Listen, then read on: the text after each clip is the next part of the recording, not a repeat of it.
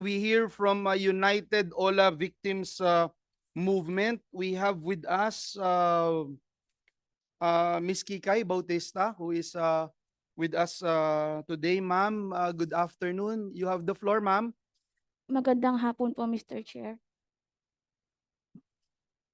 Ako po ay founder ng United Ola Victims Movement na 3 taon na pong lumalaban sa mga illegal and abusive olas. And sa kasamaang palad po this year, last July, ako po ay isa sa nakausap ng Ola victim bago po siya pumanaw at kinuha ang kanyang sariling buhay. Iniwanan niya po ang kanyang 10 years old na anak at ang kanyang pamilya po, dagawa po ng depression po at pang-aabuso po ng OLA sa kanyang trabaho, pamamahiya sa kanya at mga banta po.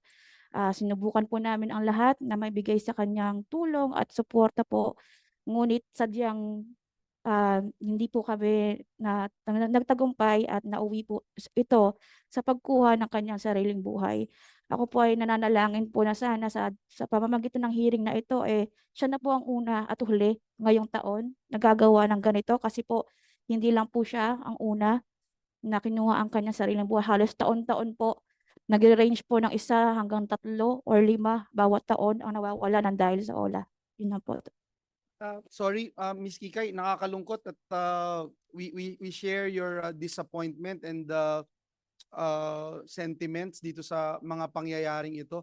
If I may lang, kung po pwede, paki-share mo nga sa committee na ito yung eksperyensya ng mga biktima when it comes to harassment, intimidation, yung mga reputational shaming na ginagawa nitong mga online lending apps, just to give us a clearer picture papaano natin matutulungan ang mga biktima, ma'am?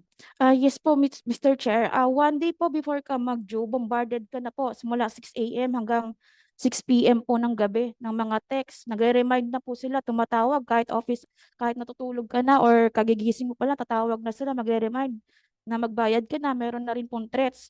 Once po nag-overdue ka at nagbibigay sila ng palugit, say for example po, kailangan 1 p.m. bayad ka na. Pag lumagpas ka po ng 1 p.m., dun na po haharasin ang iyong mga contacts. Tatawagin ka na nilang scammer, magnanakaw, may malalang sakit, at kung ano-anong paninira po. Minsan naman po gumagawa din po sila ng mga pornography edited pictures po ng OLA victims, which minsan po kasama po ang mga bata. Ang nakakalungkot po dito kung nasama nila mga bata, nagkapaglinis po kami ng GC na sinama ang kanyang mga 2 years old at 1 year old na baby. Hinahanap niya yung nangutang tapos